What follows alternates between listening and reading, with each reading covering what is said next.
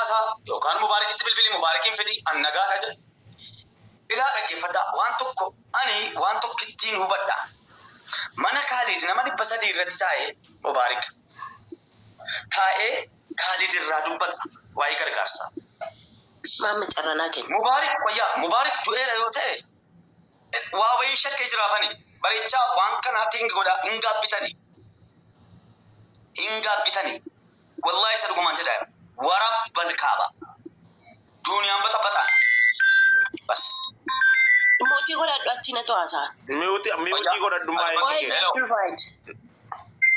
Hello. Muti ko dadu. Ada mana infidda mo nama kuma tokko dibba tokko si dhaggeeffata ira ato baleetti saati abba baleessa ke ina jeefte mo mai ni si oxygen oromo.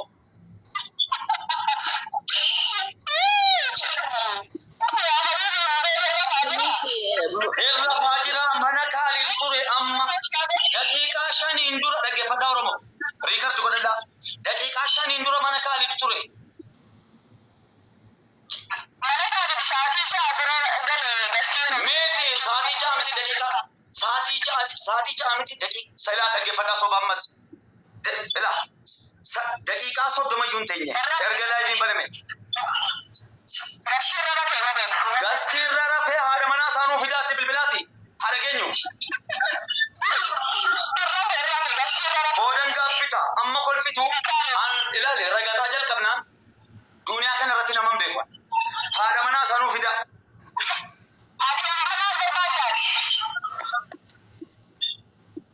dhaggeeffataa Oromo sagaleen dhaga'amti ilnaga dhageetii kan aggaarii haada mana safidi haada mana sagaafadhe inni nagaadha yoo jette ati jechuun gastiirra nama banate abbaa manaa kee walii isaatti 24 dayyuu sadii as boraa walitti qabattee takkaa sirba kee fikirii taphataadha malee takkaa si'i obboleessa kee gaafattoo hin argine nummoo hin dhimmamne akka Oromootti nu dhimmi isaa dhimma keenya kanaafuu haadha manaa isaa irraa baruu barbaanna waan tokko natti hin himini haadha manaa isaa nuu fidi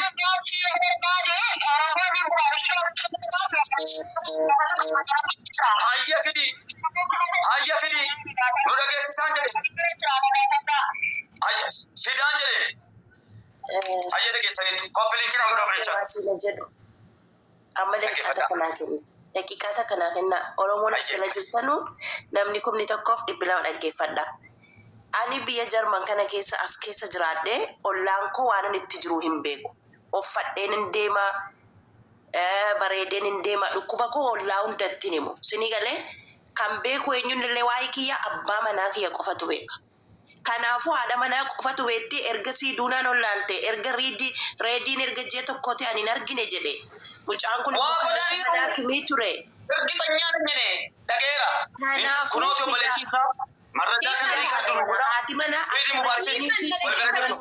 dubbiilaa kudhiisiiti lakkoofsa kan keenaa ergisiin jedheera keessaan na dubbisi haadha manaa isaa maalitti goota siin nama miidiyaa miti miidiyaarra dhuftee maal siif gootu haadha manaa keessaan na dubbisiin jedheera miti ergisiin jedheera fida Mubarak lakkoofsa kan keenaa ergisiin jedheera Mubarakin aseenaa keessaan na dubbisi ana dhaqee Mubarak viidiyoo naasi agarsiisa keessaan na dubbisi miidiyaarra yalla asirratti moomi jaarsa kootu iyyuu ana na beekaa jaartii Mubarakiitiyyuu maaliif beekaa jettee dubbiin akka saasaniif no karaa ittiin deemtu kun sirrii miti siin nama miidiyaatii miti kottuuti na dubbisi anatu Mubarakii si agarsiisa hin dhufti abaaboon fidaani hin fidda wallaahi siiduna maaliif asaasif fakkaate ani hadhallee Mubarakiin haasa'e kaleessallee Mubarakiin haasa'eera Mubarak keessa akka jiru hin beeka kaleessa fidaani haadha manaa akkasii amma fakkeenyaaf reediin ergachee takkaatiin argine torba sadii hojii bakkaatti nuti immoo kaleessa walaa itti dubbisaa turre engaabbita Oromoo dhaggeeffadhu indee hundatti machuu qabaa mucaalaan dhukkubsataan jira jedhee hundatti machuu qabaa uffatee dhufee liiviirra fiiltariidhaan taa'uun fayyaa qabaachuudha mamme daarektii bilbilteefi si jala kaasuu deemu Mubarak moo bilbila isaa yaalteetta bilbila isaa hin yaalleen mana Khalid gaafa seenu Mubarak qophee Mubarak gastiirra jira dhaggeeffadhu Maarqos taasisa gastiirra jira namni Maarqos ittaan hin jiru Mubaarakiin tokkodha. Mucaan kun obboleessa dhabe soddaa dhabe mi'a jamaa mucaan kun rakkatee jira. Mubaarak miidhama guddaa keessa jira wallahi laazim. Isa bira jechuun feemasa haadha faateen jirti fatiyaa jirti. Isa soddaaf obboleetti. Maa inni asilii jira. Feemasa meeqa jira kaayiroo keessa makii maa yoo dhufanii mee rabbii jedhaati. Mucaan kun bakka dhaqu dhabee Kaalidiin bira seenee Kaalid Mahammadiin bira. Waa'ee gargaarsotaa dubbataa ture. Amma obboleettiin sagaltee sa'aatii ja'a guutuu achirra ture ni ciise jedhe sooba. Sa'aatii ja'aan ture tokkoffaadha. Dhaggeeffadha. Lammaffaa mee rabbii jedhaati. Gargaarsan fedhuu jedhaa jiru ammas haa gargaaramu jedhaan jirru. Maa nama maatii tokko wal bira jirtu innis kaayiroo jira. Atis sayida kaayiroo obboleettiidha. Soddaan kan abbaan manaa kan kee jechuudha. Kaayiroo jira. Minna'u. Maa rabbii jedhaati dhattanii gaafa jarri mee keesi jalaa kaase mee kee yaalifan erga sila yaalaafin ture garuu waasaappiin hin seenu mee ati yaalifan tokko maama Mubaarikuma daarektii bilbiliif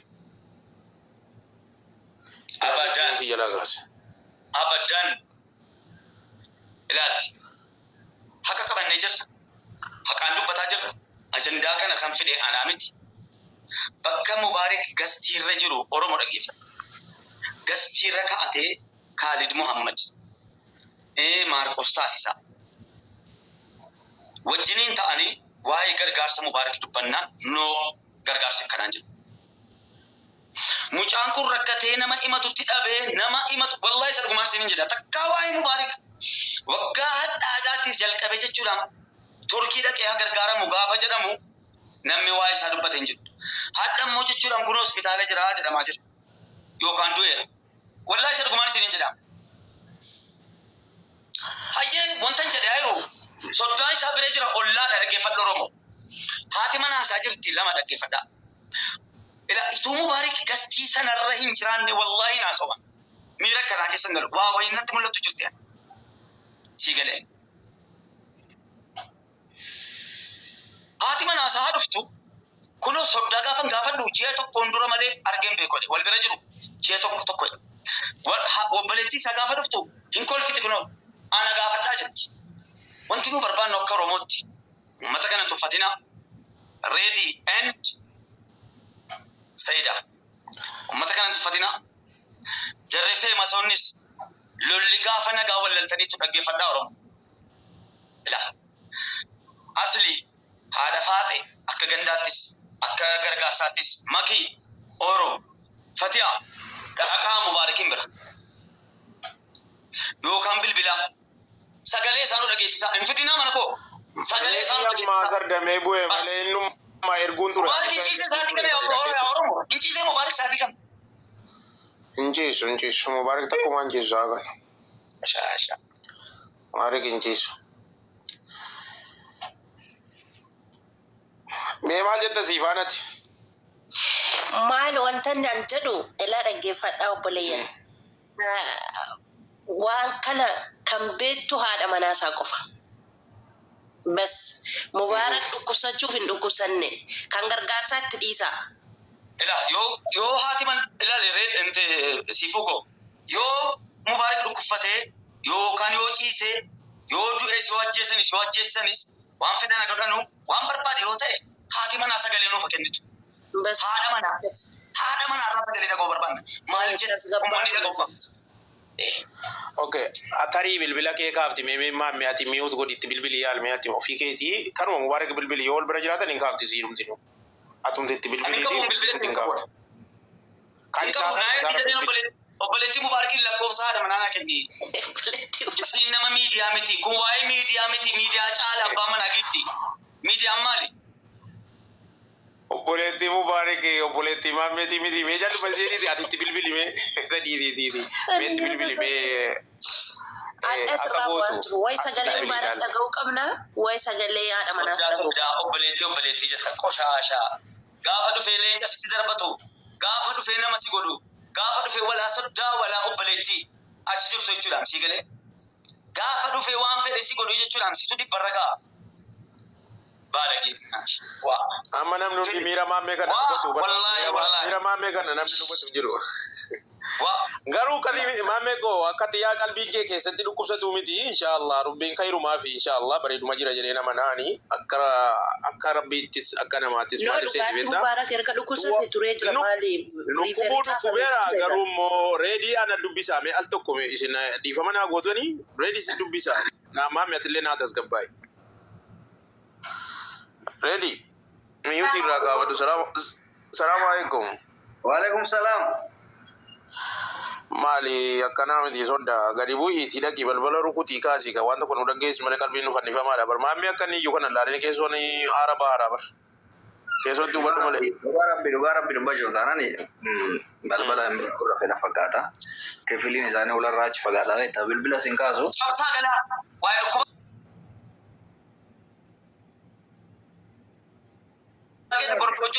Wallahi fi daradi kabaja kee wa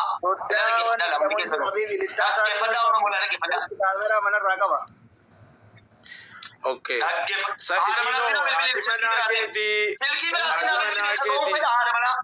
wallahi dhugaa dubbatu famma qoosan qoosanaami silkeen maana sun barra maikaftu dhugaa feetan taana yoo ajanda feetan immoo rakkoo qaban silkiin isin laki wallahi ana ajandaa jedhamu kanarraa silkiin mubaarak isin ka'u laayibii irra jiru haati mana asaasin kaabtuu dhaqanii mana ulaa rukutanii dadhabanii dhaggeeffadhu soddaa jedhaa dhaggeeffadhu. bashannana deemuun oolan maal ta'a? Ayya. Okay. ready qalbii nu cabsini gaa. Ayya dhaggeeffadhu Oromoo. Soddaan kun ollaa isaatii wal bira jiru. Innis kaayiroo jira, obboleettiin kaayiroo jirti. Dhaggeeffadhaa. Soddaadha dhaggeeffadhaa. Obboleettii isaatii kaayiroo jirti. Bareechi dhaggeeffadhu. Mubaarik gastii kaalidirra ture daqiiqaa 6 torba booda miyuutu godhate sana booda sagaleen isa dhagahamne dhaggeeffadhu. Haati ishii yoonni dhukkubfate haati manaa samaan taate. Silkii haadha manaan qabdanu hin gaabbitu